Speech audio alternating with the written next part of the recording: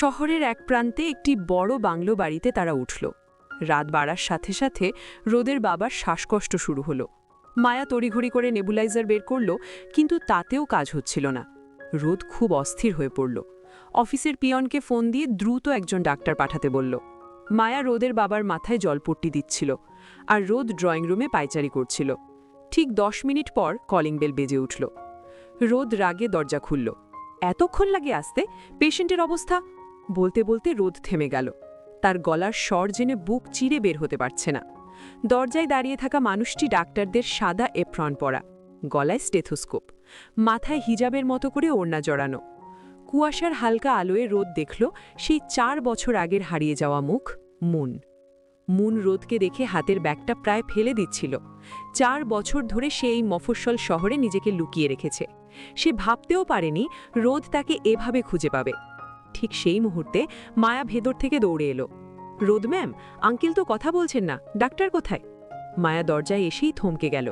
সে দেখল রোদ এক দৃষ্টিতে এই সুন্দরী ডাক্তার মহিলার দিকে তাকিয়ে আছে, আর রোদের চোখে সেই জল যা গত 4 বছরে মায়া কোনো দিন দেখেনি। মন কাঁপা গলায় বলল, পেশেন্ট কোথায়? রোদ কিছু বলতে পারল না, শুধু সরে গিয়ে পথ করে দিল। মন ভেতরে ঢোকার সময় দেখল সোফার ওপর আয়ান ঘুমিয়ে আছে। আয়ানের মুখটা দেখে মন শিউরে উঠল। সে ভাবল, তবে কি এই বাচ্চাটা রোদের? মন ভেতরের ঘরে ঢুকে রোদের বাবার চিকিৎসা শুরু করল। তার হাত কাঁপছিল, কিন্তু পেশাগত দায়িত্ব তাকে শক্ত থাকতে বাধ্য করল। ইনজেকশন আর নেবুলাইজারের পর রোদের বাবার শ্বাসকষ্ট কিছুটা স্বাভাবিক হয়ে এলো। তিনি এখন গভীর ঘুমে। মন ঘর থেকে ড্রয়িং রুমে বেরিয়ে আসতেই দেখল রোদ জানালার ধারে মূর্তির মতো দাঁড়িয়ে আছে, তার দৃষ্টি বাইরের ঘন অন্ধকারে। মায়া তখন আয়ানের মাথার উপর হাত রেখে সোফায় বসেছিল। মায়ার চোখ দুটো তীক্ষ্ণভাবে পর্যবেক্ষণ করছিল রোদের সেই হাহাকার মাথা মুখটা। মায়া নিস্তব্ধতা ভেঙে এগিয়ে এলো। মুনের সামনে দাঁড়িয়ে খুব নরম গলায় বলল, ধন্যবাদ ডাক্তার, আপনি না এলে আজ কি হতো জানি না। আমি মায়া, ওনার কোম্পানিতেই আছি। মুন মায়ার দিকে তাকিয়ে একটা ম্লান হাসি হাসল। তার মনে একটা প্রশ্ন তীরের মতো বিচ্ছিল, মায়া কি রোদের কেবল কলিগ, নাকি আরও বেশি কিছু? মুনের চোখে চোখ পড়তেই মায়া যেন একটা শীতল স্রোত অনুভব করল। এই চোখের ভাষা তার বড্ড জানা। রোদ ম্যাম ঠিক এভাবেই কোনো অজানাকে খুঁজে বেড়ায়। রোদ হঠাৎ ঘুরে দাঁড়াল। তার চোয়াল শক্ত, চোখ দুটো রক্তবর্ণ।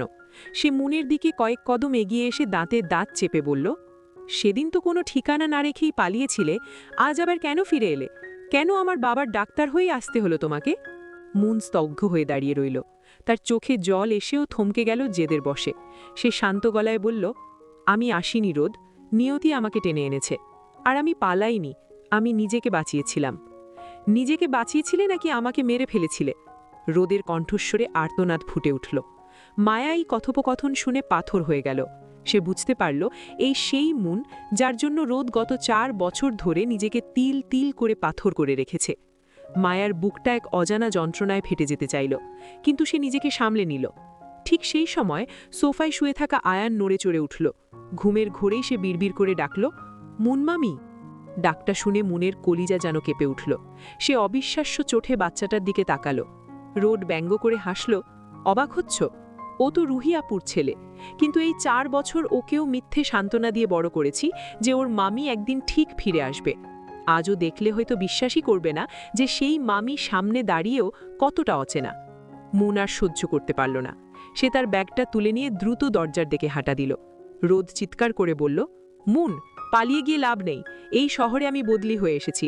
আমার নিঃশ্বাসের সীমানার মধ্যেই তোমাকে থাকতে হবে। মুন থামল না। অন্ধকার আর কুয়াশার মাঝে সে রিকশা নিয়ে বেরিয়ে গেল। তার কানে তখন বাজছিল রোদের সেই পাথরের মতো কঠিন কণ্ঠস্বর, আর মায়ার ওই উৎসুক চাহনি। বাংলোর ভেতরে রোদ ধপাস করে চেয়ারে বসল। মায়া ধীর পায়ে রোদের কাছে এসে দাঁড়াল।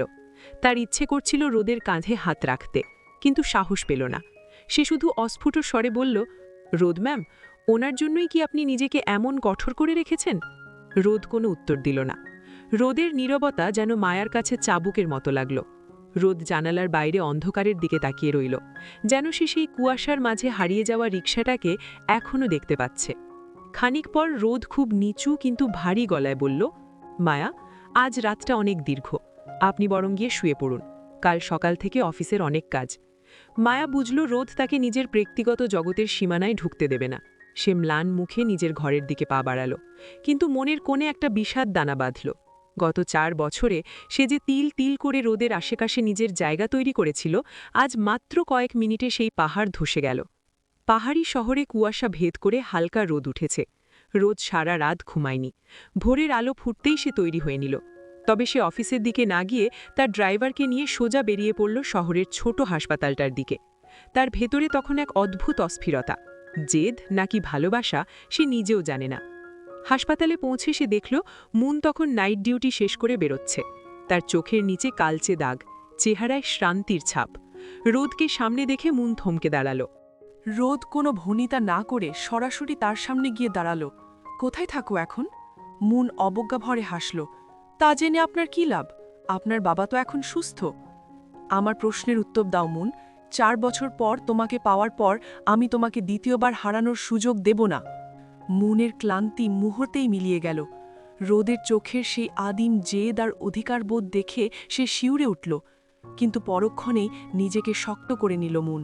সে জানে আজ যদি সে দুর্বল হয় তবে দীর্ঘ 4 বছর ধরে নিজের চারপাশ যে দেয়াল সে তুলেছে তা ধুলোই মিশে যাবে। মুন খুব শান্ত কিন্তু বরফ শীতল গলায় বলল, সুযোগ তো আমি আপনাকে দেব না রোদ, কারণ আমি আপনাকে কোনোদিনও ভালোবাসিনি। রোদের পায়ের তলা থেকে যেন মাটি সরে গেল। সে অস্ফুট স্বরে বলল, মুন, তুমি কি জানো তুমি কি বলছো? মুনের ভেতরটা তখন দুমড়ে মুচড়ে যাচ্ছিল, কিন্তু তার মুখে ছিল নিষ্ঠুর গাম্ভীর্য। সে বলল, একজন মেয়ের সাথে আরেকজন মেয়ের প্রেম, এটা কোনোদিন সম্ভব? এর কোনো ভবিষ্যৎ নেই। আমি সমকামী নই রোদ, আর আমি নিজেকে এমন কোনো অস্বাভাবিক সম্পর্কের সাথে জড়াতে চাই না যার কোনো সমাজ স্বীকৃতি নেই। আমি বিয়ে করতে চাই, মা হতে চাই, আর 10টা সাধারণ মেয়ের মতো সংসার করতে চাই। মুন একটু দম নিয়ে আবার বলল, সবচেয়ে বড় কথা, রুহি আর ওর পরিবার আমাকে নিজের মেয়ের মতো বিশ্বাস করে। আমি সেই বিশ্বাস ভেঙে ওদের সম্মান ধুলোয় মিশিয়ে দিতে পারবো না। রুহির কাছে আমি কলঙ্কিত হতে চাই না। তাই দয়া করে এই মোহ থেকে বেরিয়ে আসুন, আমাকে আমার মতো সাধারণ থাকতে দিন। রোদের দুচোখ বেয়ে 1 ফোঁটা তপ্ত জল গড়িয়ে পড়ল। এই সেই মানুষ যার জন্য সে 4 বছর মরেছিল, আজ সেই মানুষটাই তাদের ভালোবাসাকে অস্বাভাবিক আর কলঙ্ক বলে তকমা দিয়ে দিল। রোদ বুঝতে পারল মুন তাকে ঘৃণা করছে না, বরং মুন নিজের পরিচয়কে ভয় পাচ্ছে। সে সমাজ আর রুহির কাছে ছোট হওয়ার ভয়ে নিজের আত্মাকে বলি দিচ্ছে। রোদ সেখানেই মূর্তির মতো দাঁড়িয়ে রইল। মুন আর এক মুহূর্তেও না দাঁড়িয়ে দ্রুত পায়ে হাসপাতালের গেটের দিকে এগিয়ে গেল। আড়ালে গিয়ে মুন পিলারে মাথা রেখে ফুপিয়ে কেঁদে উঠল। সে রোদকে ফেরায়নি, সে আসলে পৃথিবীর কৃত্রিম নিয়মের কাছে নিজের ভালোবাসাকে কোরবানি দিল। পেছন থেকে মায়া কখন এসে দাঁড়িয়েছে রোদ টের পায়নি। মায়া সবটা শুনেছে। সে রোদের কাঁধে হাত রেখে খুব শান্ত গলায় বলল, চলুন রোদ ম্যাম, যে আপনাকে অস্বাভাবিক মনে করে, যে নিজের ভালোবাসাকে কলঙ্ক বলে ভয় পায়, তার পেছনে ছুটে লাভ নেই।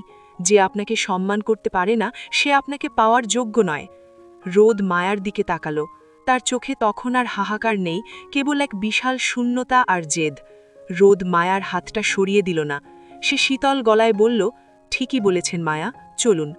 রোদ আর মায়া যখন গাড়ির দিকে হেঁটে যাচ্ছিল, তখন মুন দূর থেকে আবঝা নজরে রোদকে দেখছিল। তার বুকের ভেতরটা ছিঁড়ে যাচ্ছিল এটা ভেবে যে সে নিজেই রোদকে মায়ার দিকে ঠেলে দিল। কিন্তু তার কাছে রুহির সম্মান আর সমাজের চোখে স্বাভাবিক সাজার অভিনয়টাই আজ বড় হয়ে দাঁড়ালো। গাড়িতে বসার পর থেকেই রোদ নিস্তব্ধ।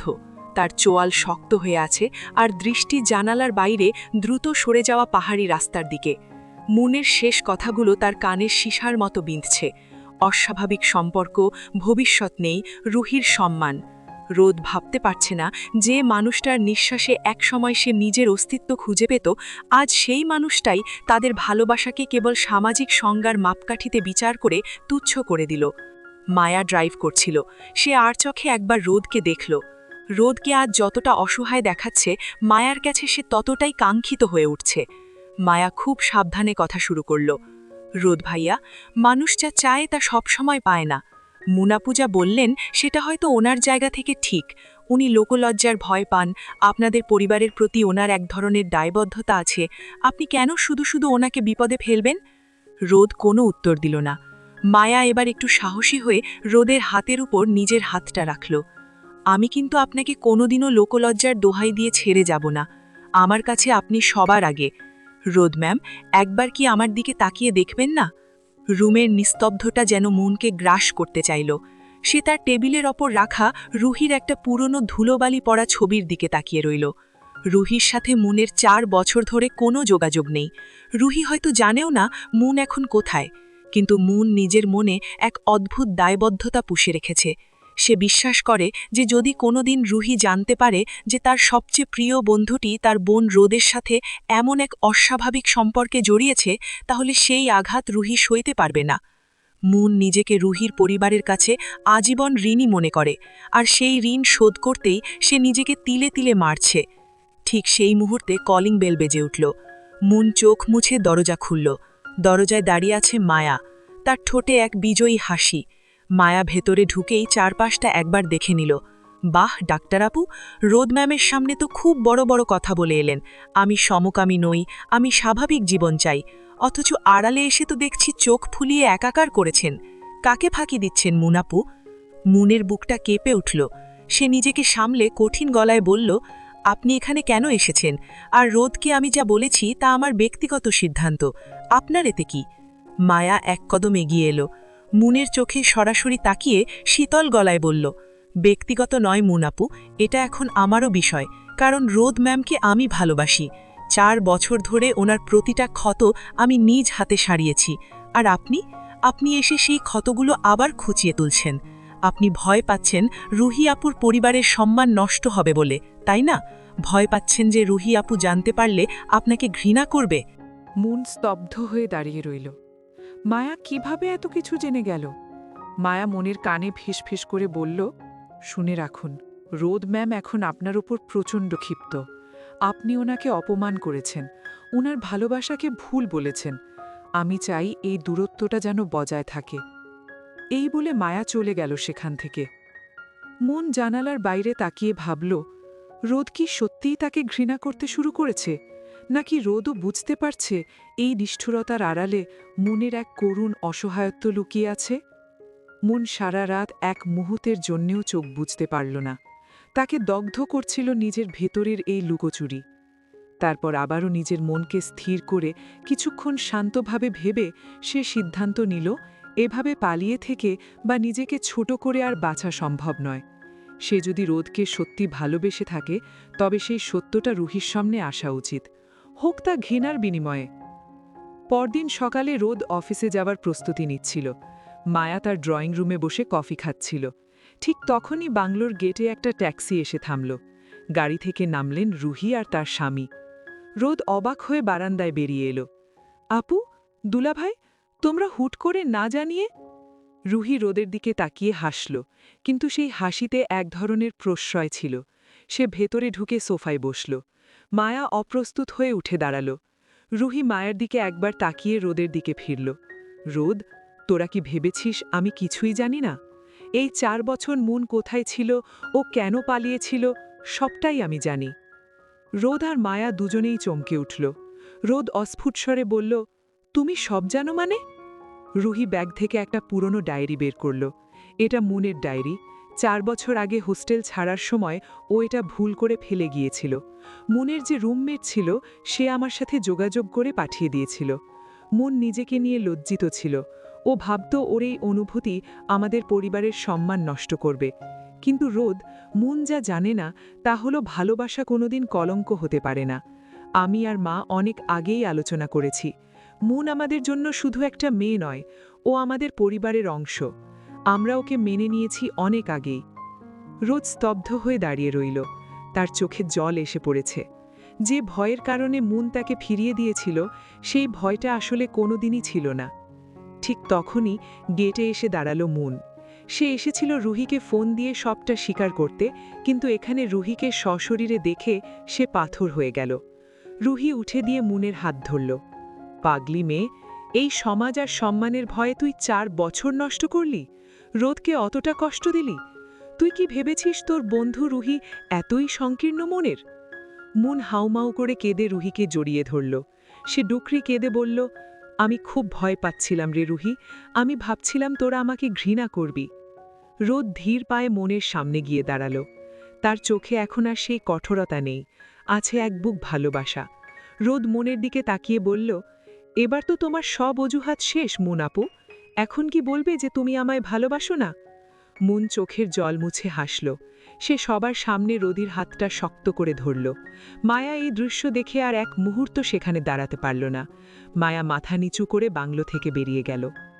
পাহাড়ি বাংলোর চারপাশ এখন নিঝুম। কুয়াশার চাদরে ঢাকা পাহাড়ের বুকে যেন এক অদ্ভুত নিস্তব্ধতা নেমে এসেছে। রুহি আর বাকিরা অনেক আগেই ওপরের তলার ঘরে ঘুমাতে চলে গেছে। নিচতলার প্রশস্ত বারান্দায় রোদ আর মুন পাশাপাশি বসেছিল। ঝিরঝিরে ঠান্ডা বাতাসে রোদের গায়ে কালো সোয়েটার আর মুনের পরনে ছিল একটা ধানি রঙের শাল। 4 বছর ধরে যে দূরত্ব তাদের মাঝে হিমালয়ের মতো দাঁড়িয়েছিল, আজ তা এক নিমিষেই ধুলো হয়ে মিশে গেছে। রোদ হঠাৎ মুনের হাতটা নিজের হাতের মুঠোয় নিল। মুনের আঙুলগুলো বরফের মতো ঠান্ডা হয়ে আছে। রোদ তার হাতের তালুতে উষ্ণ নিঃশ্বাস ফেলে বলল, এখনও কি ভয় পাচ্ছ মুন আপু? এখনও কি মনে হচ্ছে এটা কোনো ভুল? মুন ধীর পায়ে রোদের আরও কাছে সরে এলো। সে রোদের কাঁধে মাথা রেখে আকাশের একলা চাঁদটার দিকে তাকিয়ে ফিসফিস করে বলল, ভয় পাচ্ছি না রোদ, আসলে বিশ্বাসই করতে পারছি না। 4টি বছর আমি প্রতিদিন নিজেকে বলেছি যে তোকে ভুলে যাওয়াটাই আমার মুক্তি, কিন্তু আজ তোর এই স্পর্শে মনে হচ্ছে মুক্তি আসলে তোর বুকেই ছিল। রোদ মনের চিবুক ধরে আলতো করে মুখটা উপরে তুলল। চাঁদের আলো মনের ভেজা চোখের পাতায় পড়ে এক মায়াবী আভা তৈরি করেছে। রোদ খুব গভীর দৃষ্টিতে মনের চোখের দিকে তাকিয়ে বলল, আমি খুব জেদি মুন আপু। তুমি যখন বলেছিলে আমাকে কোনোদিন ভালোবাসোনি, তখন আমার ইচ্ছে করছিল তোমাকে জাপটে ধরে চিৎকার করে বলি, মিথ্যে বলো না। তোমার এই অবুঝ মনের চেয়ে তোমার চোখের ভাষা আমি বেশি চিনি। মুন এবার ম্লান হাসল। সে নিজের হাত দুটো রোদের গলার চারপাশে জড়িয়ে দিয়ে খুব কাছে এগিয়ে এলো। তাদের নিঃশ্বাসের দূরত্ব তখন প্রায় শূন্য। মুন কাঁপা গলায় বলল, রোদ, আমি খুব লড়াকু সাজতে চেয়েছিলাম, কিন্তু তোর ভালোবাসার কাছে আমি বারবার হেরে যাই। আজ আর কোনো আড়াল নেই, কোনো সমাজ নেই, আজ আমি শুধুই তোর। রোদ মুনের কপালে দীর্ঘ একটা চুমু খেল। সেই স্পর্শে 4 বছরের সব হাহাকার যেন এক মুহূর্তে ধুয়ে গেল। এরপর রোদ আলতো করে মুনের ঠোঁটের কোণে নিজের ঠোঁট ছোঁয়ালো।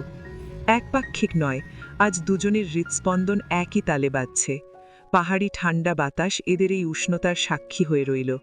রোদ মুনকে পাজাকোলা করে তুলে ঘরের ভেতরে নিয়ে এলো। ঘরে তখন শুধু একটা মৃদু বাতির আলো জ্বলছে। রোদ মুনকে বিছানায় বসিয়ে দিয়ে নিজে হাঁটু গেড়ে নিচে বসল। মুনের হাতটা নিজের গালে চেপে ধরে রোদ বলল, আমি কোনোদিন তোমাকে হারাতে দেব না মুন। এই 4 বছরের প্রতিটা মুহূর্তের হিসেব আমি তোমার কাছে আদর দিয়ে বুঝে নেব। এই বলে রোদ মুনের ওষ্ঠের সাথে নিজের ওষ্ঠ মিলিয়ে নিল। রোদ পাগলের মতো মনকে চুমু খেতে লাগল। মনও প্রথমে বাধা দেবার চেষ্টা করলেও তারপর সেও পাল্টা রোদকে চুমু দিতে থাকল। মনের থেকে নীরব সম্মতি পেয়ে রোদ যেন আরও বেসামাল হল। তার কামুকতায় মনের পরনের কাপড় খুলতে শুরু করল। সাথে তার ঠোঁটের বেসামাল চুম্বন তো রয়েছেই। মনের আঁকড়ে ধরা ঠোঁট ছেড়ে আস্তে আস্তে নিচে নামতে লাগল রোদ। গলার কাছটায় এসে ছোট ছোট চুমু, সাথে মৃদু কামড় দিতেও যেন ভুলে নাই। পরক্ষণেই সে তার ইনারের ফিতেটা কাঁধ থেকে সরিয়ে দেয়, যা ফলে মনের বুকের আকৃতি, গঠন সব উন্মুক্ত হয়। বুকের দ্রুত ওঠানামায় রোদ আর নিজেকে ধরে রাখতে পারে না। সে মনের বক্ষের ভাঁজে মুখ গুজে দেয় আর গভীরভাবে আদর করতে শুরু করে। রোদ মনকে অপরপাশ করে নিয়ে তার পিঠে চুমু খেতে শুরু করল। রোদের প্রতিটি ছোঁয়ায় মন নিজেকে সামলে রাখতে না পেয়ে আহ ওহ ওহ শব্দ করতে শুরু করল। এতে রোদ আরও উন্মাদ হয়ে গেল। সে রোদের পেটে কিস করতে করতে নিচে এসে নামল। তারপর মুখ ডুবিয়ে দিল সেখানে। মন রোদের মাথার চুল ধরে আরও চেপে ধরল তার সাথে। এভাবে কিছুক্ষণ চলার পর মন বলে ওঠে, আমি আর পারছি না রোদ, ব্যথা করছে খুব। ওহ ওহ আর একটু সহ্য করো জান, আজ তোমার ছাড়ব না। আমায় 4 বছর দূরে রেখে কষ্ট দিয়েছ না, আজ সব উসুল করে নিব। এই বলে রোদ নিজের গতি আরও বাড়িয়ে দিল। পুরো ঘরটা সুখের শব্দে মেতে উঠেছে। ভালোবাসা আজ পূর্ণতা পেয়েছে।